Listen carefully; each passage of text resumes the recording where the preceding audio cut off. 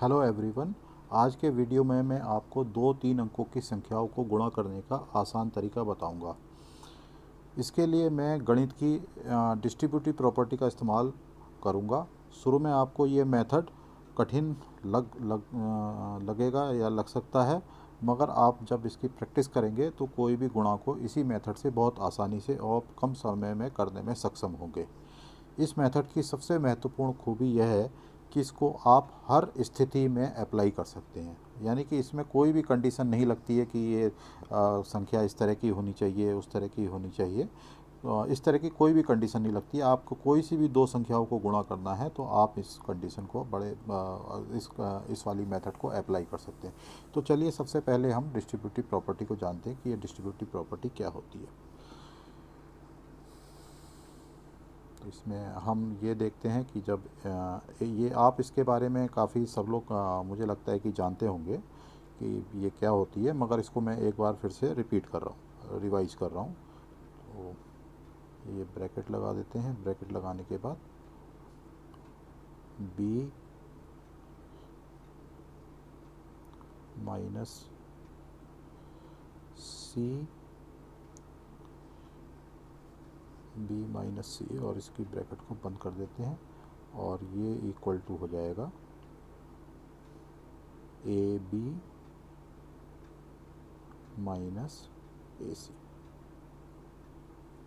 ठीक है, ये डिस्ट्रीब्यूटिव प्रॉपर्टी होती है। यानी कि a और जब b माइनस सी या b प्लस सी से हम जब इसको मल्टीप्लाई करते हैं तो हमारे को ए बी या ए बी माइनस ए सी इस तरीके से मिलता है।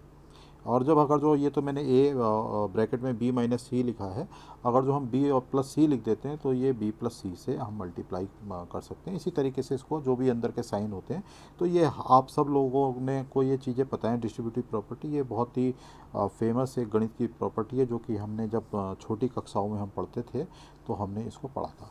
तो इसमें मैं इस वाली जो प्रॉपर्टी है मैं इसमें थोड़ा सा मॉडिफिकेशन कर रहा हूँ। इसको मॉडिफिकेशन करने के लिए मैं इसको लिख रहा हूँ, यहाँ पर मैं लिख देता हूँ माइनस डी।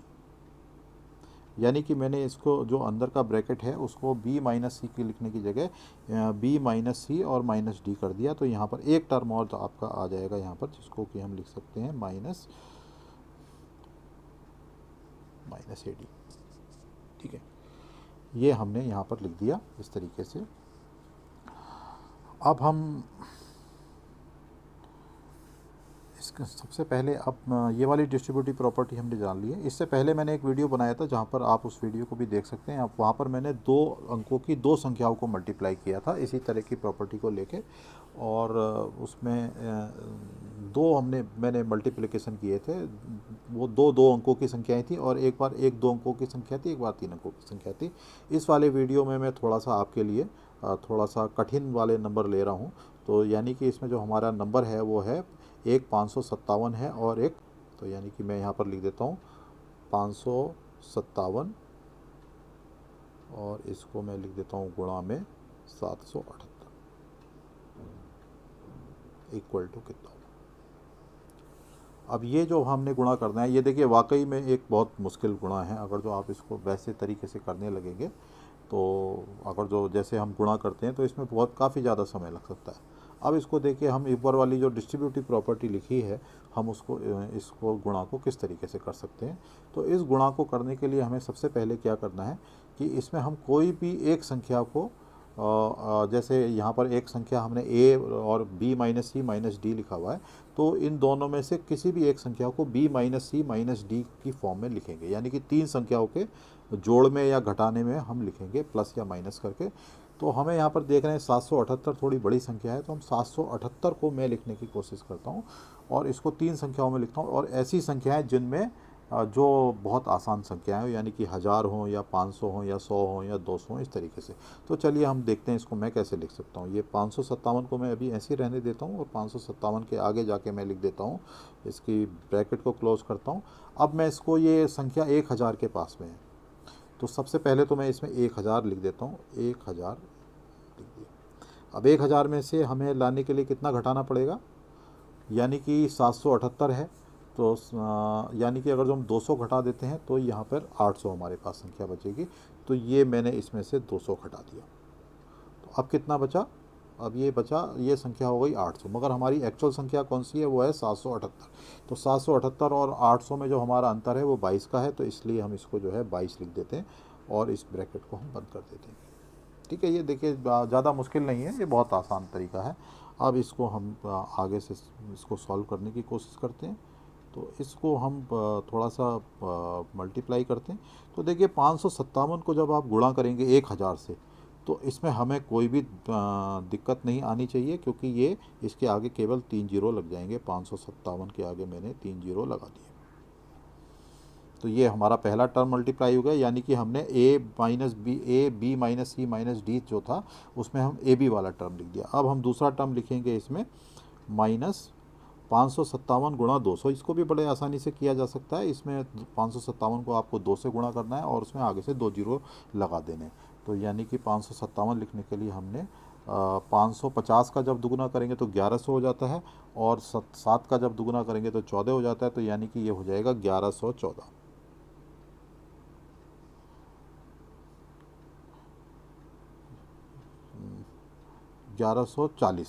1114, ये मैंने थोड़ा सा गलत लिख दिया है, 1114। तो 1114 और 2 जीरो 200 के हमने यहाँ पर लगा दिए। ये यहाँ तक देखिए बड़ा आसान है। अब हम जो इसका तीसरा टर्म लिखेंगे ये थोड़ा सा मुश्किल है, मगर हम क्योंकि जब गणित के लिए हम करते हैं तो सबसे पहले अगर जो हमें इस तरह की कैलकुलेशन करनी है, तो ये मैंने अपने पहले वीडियो में बताया था और इसमें एक बार दोबारा से बता रहा हूँ कि आपको इसमें 25 तक के पहाड़े हमेशा आने चाहिए। तो इसमें हम 25 तक का पहाड़ा लिखेंगे तो 22 सत्ते हम जानते हैं कि 154 होता है, 22 पंजे 110 होता है, 22 पंजे 110 होता है। तो 22 सत्ते 154 का हम यहाँ पर 4 लिख देते हैं।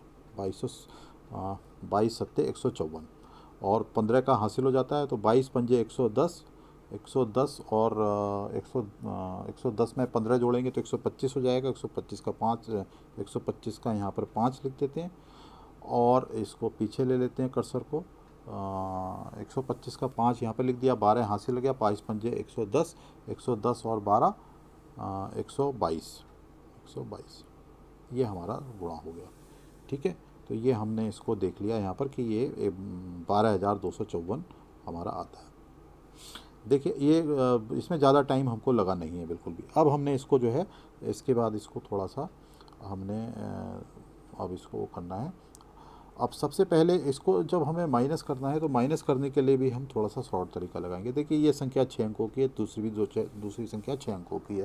तो यानी कि ये संख्याएं 6 अंकों की संख्याएं लाखों में होती हैं। तो ये 5,57,000 हो गया, ये 1,11,440। तो सबसे पहले तो हम जितने भी लाख वाले हैं वो माइनस कर लेते हैं। यानी कि हमने 5 लाख यहाँ पर है और 1 लाख यहाँ पर है, तो इसमें से घटाएंगे तो ये 4 लाख हमारा बच जाएगा। 4 लाख के आगे मैंने एक वो लगा देता हूँ। अब हम दूसरा जो निकालेंगे वो 1000 वाला निकालेंगे। तो ये 57,000 यहाँ पर है, 57,000 यहाँ पर है और 11,000 यहाँ पर है। अभी हम 400 नहीं देख रहे हैं, केवल देख रहे हैं सबसे 1000 वाली संख्या कितनी है। तो यानी कि 57,000 ये हो गया, 11,000 ये हो गया। 57 में से 11 गए तो हमारा बचेगा 57 में से जब हम 11 को घटाएंगे तो कितना बचेगा। 57 में से गया 56, 46,000 बचेगा। 46 में से 12 जब हम घटाएंगे तो कितना बचेगा। 46 में से 12 हमने घटा दिया तो 44 और 34,000। तो ये हमने 4,34,000। अब हमारे को जो है 1000 वाली संख्या लिखनी है। अब 1000 वाले सारे हो गए, अब हमें 100 वाली संख्या लिखनी है, यानी कि आखिरी के 3 अंक। तो यहाँ पे देखेंगे आखिरी के 3 अंक 0 हैं, तो यहाँ के तीनों 0 हैं, बाकी 400 और 654। 400 है यहाँ पर और यहाँ पर 654 है। तो यहाँ पर 3 अंक है, तो यहाँ पर यानी कि हमें एक हासिल लेना पड़ेगा। तो यहाँ पर मैं सबसे पहले इसको 4,33,000 कर देता हूँ, क्योंकि यहाँ पर हमारा 0 है। तो यहाँ से हम 1,000 लेके इधर को लेके जाएंगे 57 में से, तो ये 1,000 इधर आ जाएगा। तो ये यहाँ पर 57 की जगह 56 बचेगा और 56 में से जब इनको घटाएंगे तो ये 34 की जगह 33 रह जाएगा। अब ये 1,000 में से आप सबसे पहले 400 घटा दीजिए, 600 बचा। 600 में से 254 घटाने के लिए आप सबसे पहले 200 घटा दीजिए। 600 में से 200 गया 400 और 400 में से जब आप 54 घटाएंगे तो बचेगा 346। 346 ये हमारा आंसर है, 33,346। अब आप ये देख सकते हैं कि ये जो हमने इसको गुणा किया है, ये इसमें कोई बहुत ज़्यादा कैलकुलेशन, ये हमने सब मन ही मन में किया हुआ है। और जब आप इसका अभ्यास करेंगे, जो मैंने अभी आपके सामने जितनी चीज़ें बोली हैं, तो अगर जो जब आप इसका अभ्यास करना शुरू करेंगे तो ये बड़े चुटकियों में आपके हो जाएगी, मन ही मन में, इतना टाइम नहीं लगेगा। इसके अंदर आपको केवल ये जो जोड़ घटाना, इसकी बहुत प्रैक्टिस करनी पड़ेगी। और ये सारी संख्याएं, कोई भी संख्या मैं बताता हूँ आपको, ये यहाँ पर एक टर्म जो है आपका वो हमेशा 25 से नीचे आएगा। आप कैसे भी, कहीं से भी कोई सी भी संख्या उठा लीजिए, आप उसको 3 संख्याओं में लिख सकते हैं, यानी कि 2 संख्याएं जिनमें या तो 3 जीरो होंगे या 2 जीरो होंगे, या और एक तीसरी संख्या जो 25 के अंदर अंदर होगी। तो आशा करता हूँ कि ये वीडियो आपको पसंद आया होगा। और अगर जो आपको ये पसंद आया है तो आप इस वीडियो को लाइक करें, और आपके लाइक जो है हमें थोड़ा सा मेरा हौसला ज़रूर बढ़ेगा इससे। और वीडियो देखने के लिए धन्यवाद।